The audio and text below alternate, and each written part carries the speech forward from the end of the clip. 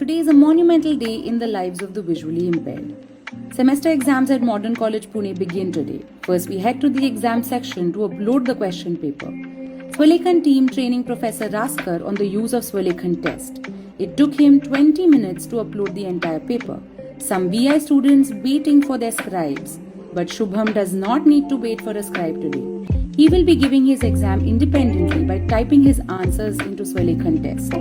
In 2021, Shubham Wagmare learned how to type in Devanagari using the app Swalekhan Typing Tutor. Today, Shubham created history by being the first visually blind person to type his answers in Marathi. The sheer joy on his face after completing his exam is absolutely evident. Professor Raskar printing his sheets and Dr. Zadhav evaluating his answer sheet. We congratulate Shubham on creating history and proceed to the Swalekhan pledge.